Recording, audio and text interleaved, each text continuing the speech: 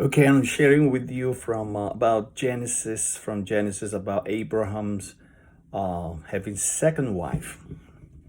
It is really interesting that the fact that Abraham went on to take a second wife as the suggestion of what is of his wife Sarah, and then the story goes that because Sarah was barren and was in the advance in years now, probably 70, 80 plus years now. Even though God has promised Abraham to be prosperous with many children, but I guess they ran out of patience. They try to help themselves. So Genesis 16. Now Sarah, Abraham's wife, had borne him no children. Had a female Egyptian servant whose name was Hagar. Sarah said to Abram, "Behold, now the Lord has prevented me from bearing children. Go to my servant. Maybe I shall obtain children by her." So this is a problem. Sarah seems to blame God that she could not have children. Obviously, her thinking is like, God, you promised me to have lots of children. I'm not seeing that. And I have no idea what's going on. And I wish somebody could tell me. But I'm just going to take matter into my hands. I'm going to help out the Lord a little bit, just like a lot of Christians do today. If things not happening, we try to help God and do our own things to accelerate, expedite. This is a lesson to learn. But in spite of Sarah's failure, interestingly, Abraham agreed to Sarah immediately. The request, the suggestion to go and take Hagar, his servant girl, as a wife. They call it a wife, like concubine, really, I suppose. So Abraham must be about 75, 80 years old. Went to the servant girl and slept with her. She got pregnant, and she bore a child called Ishmael. Now, because Hagar, the Egyptian woman, the second wife of Abraham, laughed at Sarah. Sarah got pissed. Sarah said, "Get her out." So she was mistreated, and she ran away from Abraham and the household. In the running away, she was so tired, really running out of anything and everything. So, so she was really crying to God, and the angel of the Lord found her by a spring of water in the wilderness, the spring on the way to shore. She's trying to escape to Egypt, where she came from. And he said, "Hagar, servant of Sarah, where are you going?" I'm fleeing for my mistress Sarah." Angel said, "Go back to your mistress, submit to her. I will surely multiply your offspring so there cannot be number for multitude."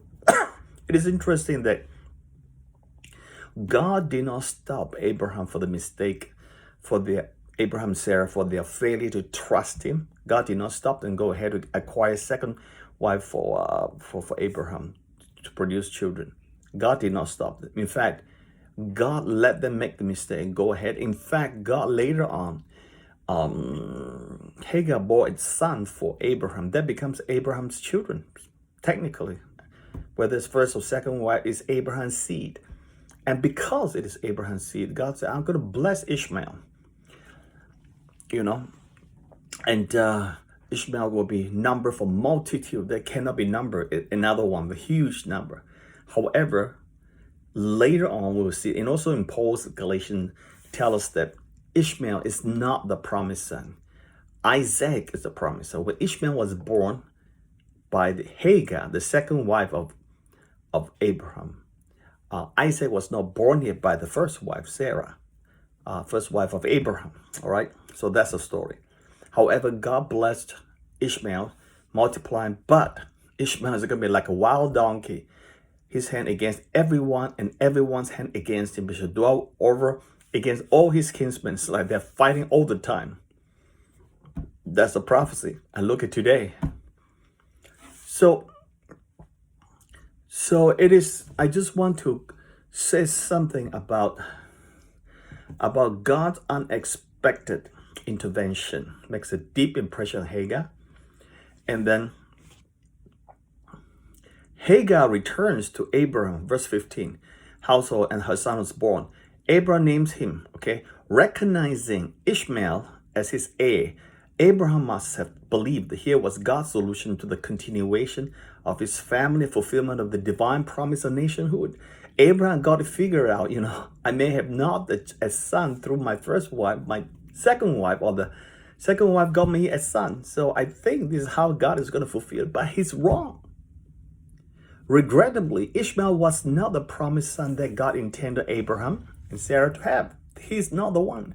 Their attempt to fulfill God's plan by human effort ultimately fails. Do you realize that human effort ultimately fails? This is a really, really important point.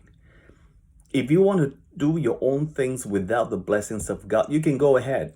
Sometimes God lets you to go ahead so that you can fail, to learn the bitter lessons and change. I know that I have experienced that. Tons and tons of countless people have, pastors have, leadership have. Anyone try to fulfill your own plans without God's blessing, God's involvement is destined for failure. That's a moral lesson. All right. Okay. So as the ongoing story of Abraham's life reveals, in his time, God enabled Sarah to give birth to Isaac. Interestingly, a few months later, a year later, whatever, Sarah got pregnant. There you go. The contrast between the son of promise and the son of a slave woman is later used by Paul in his letter to the Galatians to illustrate the distinction between acquiring salvation through faith in Christ and failing to merit salvation through human endeavor. So Ishmael is a picture of human endeavor, trying to get salvation, trying to get blessings, everything. But Isaac is a picture of a promise of God, acquiring salvation through faith in Jesus Christ, in Christ. That's the promise of God. We get saved through Christ. We are like the children of Isaac, not Ishmael. Isaac is a son of promise. For us to acquire salvation, we have to go through the route of promise of God, which is the promised son of Abraham, which is son of David, which is son of David, Jesus Christ. Ishmael is not within the lineage of promise of God because Ishmael is a product of human endeavor, human effort, human mastering, human master planning, human effort. That's destined to fail. But God had mercy, so there's no total failure. That line of Ishmael continued to multiply. But you see today, there's no rest. Everyone is fighting against one another. That's in the Bible. But I just want to focus on what Paul say. Ishmael is really like what Ishmael's like our own human effort to merit salvation through human endeavor. Whereas Isaac is really not Abraham's effort. It's not Abraham, Isaac's planning. They planned all their lives to get a son. They never could have any child until Abraham must be in the 90s. Yeah, God enabled Sarah, his wife, to be pregnant. And that the miracle child, the miracle son came when the dad was in the 90s. The mom's probably approaching 90 years old. Go figure. And that is what it means. Humanly impossible, but only divinely possible. That's a distinction between we get salvation through faith in Christ, or we get salvation through our human effort. Folks, this is really important. God bless you.